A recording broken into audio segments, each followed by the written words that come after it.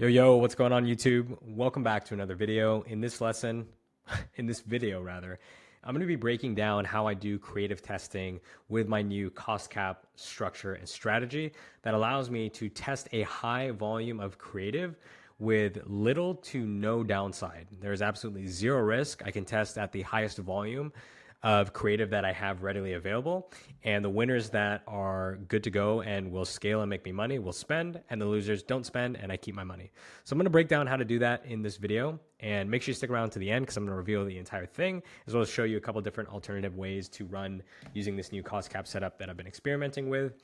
Really quick, I want to give a shout out to Riv in our community who literally scaled up to $5,000 a day using cost caps. So for those of you guys that think caps do not scale, here's living proof of a guy who went literally like the span of 2 weeks from 0 to 5K a day. And I also want to give a special shout out to my boy Herman. Literally, guy has been grinding inside of our community and he got his first sale. The first of many. Herman, if you're watching this video, shout out to you, brother. Been watching you grind in the community, so I wanted to give you a shout out on the channel. Many more to come, my friend.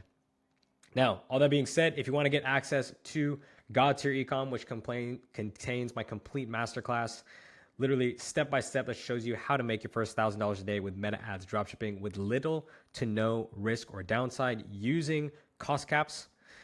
Links in the description. There's also 4 Q&A calls every single week.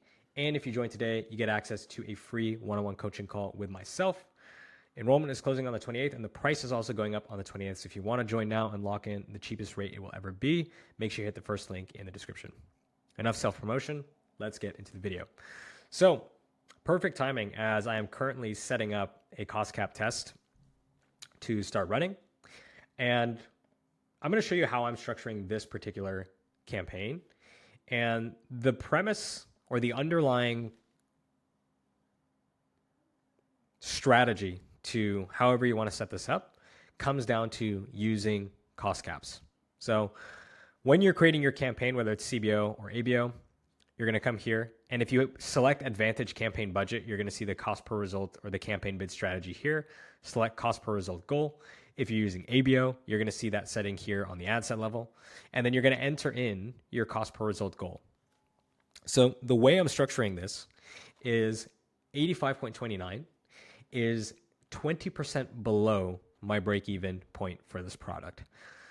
And we're intentionally setting our caps here higher than we'd want to be. So we don't want to be only making, or only getting conversions at 20% below break-even. Ideally, we want to come way beneath that. But in creative testing, it's all brand new stuff. So we want to give it the best possible chance of success to spend. Because if it's not going to spend at a cap that's that close to your break-even point, and I'll also encourage people to test at break even as well. But if you're not getting spend at these really, really high caps, then you are screwed on lowest cost, highest volume. So you're actually getting a huge advantage by not getting any delivery, because that is meta telling you the combination of your product, your offer, your creative is not good enough to get you conversions at this target. You need to improve all 3 of those variables to get delivery. So I'm setting my cost per result goal, as I mentioned, 20% beneath my target. And then depending on how it spends, I'll inch that up gradually over the next few days until I get to break even.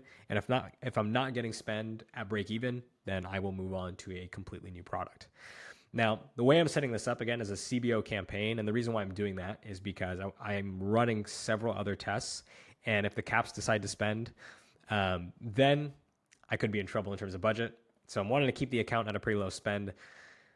Otherwise, you can do ABO and run these all at individual $150 budgets. I'm just sticking to a $200 campaign budget. So it's purely from a budget standpoint. Then let me break down each of these 3 ad sets. So they're all set up the exact same way. No audience controls. All we're doing is changing the countries. And we're doing a batch of creatives, and we're using flexible ads. So we are adding in no more than 6 pieces of media, so images or videos. And I would separate out images and videos. Every time I run images and videos in the same campaign, the videos always get the spend.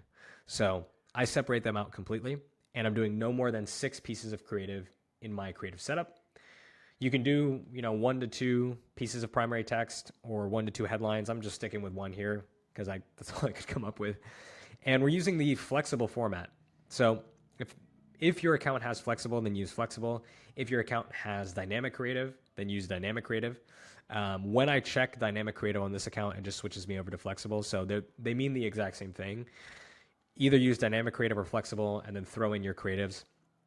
And then every time you want to test new creatives, those are going to get tested in their own separate ad set. So we can give every single batch of creatives a fair shot here. So you'll see in my second batch test here, I actually have more than 6 videos. I have 8 pieces of content, and that's because I had 8 pieces of content, and I was like, I'll just throw in. I did 6, and I was like, I'm not going to make another ad set and put 2 in there.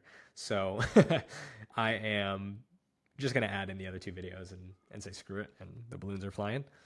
And so I've got that content there, and then I've got 2 images here that I wanted to test as well. Very, very simple stuff. Just 2 concepts that worked really well the last time I tested this product. And that is the entire setup. I am using CBO and adding in new batches of creatives to test in the form of new ad sets. And then I'm not turning off any ad sets because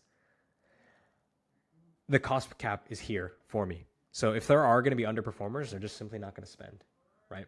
Why am I going to try and make the decisions in the ad account when I'm literally telling Meta when not to spend, and Meta's going to be able to do all that for me? So don't turn anything off in terms of the ad sets. Like if things are underperforming, they're not going to spend. And if things are high performing, they are going to spend. And that's good because you're telling Meta what you want. And if it's spending, it means it's thinking it can get you what you want. And more often than not, Meta is right, boys. So that's the setup. And I'm going to go ahead and publish this right now. And I'm going to break down a couple of different ways that you can test this. So I've basically broken it down into 2 structures. And there are really 2 main structures you can run cost caps. And again, the main thing here really is that you are running cost controls. However else you want to do it, I personally believe there's minimal gains to be had in the technical setup / structure of the campaign, assuming you're using either of these 2 as a baseline. But as long as you have the cost caps, the fundamental underlying principle that informs whether or not your campaign spend is whether or not Meta is predicting to be able to spend at the target you set. Otherwise, it will not spend. So 2 setups. One setup that I've been experimenting with and seeing a lot of success with more recently has been the ABO setup, actually. And this is where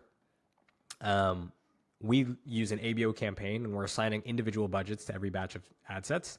And I actually wasn't even using this structure. I was doing, and this is what I've seen success in, which is just dumping in new creatives into this ad set. So it would look something like this, and we'd have like creative 1, or we'd put like day 1, creative 1, okay?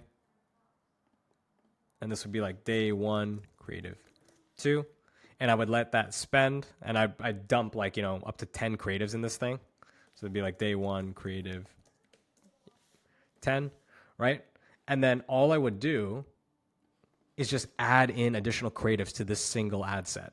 So like if I saw, or over the weekend, I was seeing a little bit less delivery and spend starting to throttle a bit. And so what I did was I added in my day 2, creative 1, just like that. So that was the setup, was doing everything inside a single ABO ad set and then just adding in new creatives constantly. Now, I did see a lot of success using this setup, and I did over $1,000 in revenue using this setup. I just found organizing everything was very challenging because you're just adding in new creatives at whim. So unless you're adding in like the dates and you have solid naming conventions, this can get messy really quickly. But it does work, right? So I'm not going to say it doesn't work because it definitely does work. And so you can either do that setup. You've got your single ad set CBO or single ad set ABO, and you're just continuously adding in new creatives.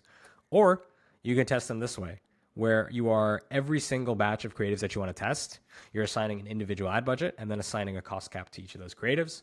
The ones that are good will get spend. The ones that aren't will not get spent. Now with the CBO, we're doing the exact same thing where we're just adding in for every new set of creatives we want to test a new batch in the form of a new ad set. The only difference is we are assigning the budget here at the campaign level, and then we're allowing Meta to determine of these available batch tests at these cost caps, which ones are going to actually deliver at target. Exact same philosophy. If it's good, it will spend. If it's not, it won't. There's absolutely zero difference between these two. The only difference is how the budget is getting distributed. And I personally believe, just looking at the two, as you can see, CBO offers is a little bit more budget friendly because, as you can see here, I'm adding $100 dailies to each of these individual ad sets. Whereas here, I could set a $250 daily and have that applied across all ad sets. But again, the fundamental thing here is whether you use ABO or CBO is this bad boy right here, the cost cap. So just make sure you're using the cost cap and experiment with these two setups. Right now I'm running tests using both setups. Again, I saw a lot of success with the ABO single ad set setup, but I have run CBO for the last 6 years, and I like the organizational structure that you get with CBO. I like the simplicity and how easy it is to just have that mental image in your mind of when I want to test new creatives, I add them into a new ad set, and then you can track the performance across all those different ad sets. With the single ad set ABO, it's difficult to do that, but you can make the argument, who cares as long as you're getting performance, right? But basically, as long as you're using caps, whether you use CBO, use ABO, you've got multiple options here. Test either of these two styles in your account and see what works for you.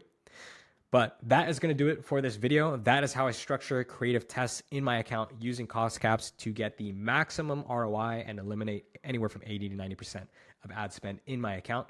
Now, if you want to get access to my complete masterclass that shows you step by step how I built my first dropshipping business and how I'm currently helping people scale to $1,000 a day with meta ads dropshipping with absolutely zero risk and eliminating 80% of wasted spend, hit the first link in the description to get access to God Tier Ecom, as well as the one-on-one coaching call, weekly group coaching calls 4 times per week, thousands of dollars worth of free paid tools and free paid themes. And the price is going up on the 28th. So if you join now, you can lock in your spot. 7-day money back guarantee. So if you hate it on day 6, you can get your money back. That is going to be it for this video. I will catch you guys in the next one. Peace.